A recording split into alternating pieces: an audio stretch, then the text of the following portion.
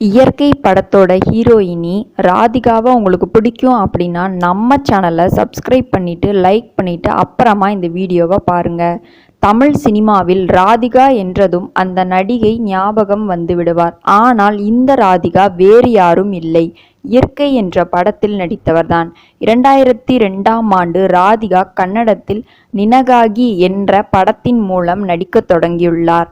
அதன் பிறகு தொடர்ந்து 8 படங்கள் கன்னடத்திலேயே நடிக்க 10வது படம் தமிழில் நடித்தார். பின் சில தமிழ் படங்கள் நடித்தவர். ஒரு தெலுங்கு படமும் நடித்துள்ளார். ஆனால் அதிகம் நடித்திருப்பது கன்னட படங்களில்தான்.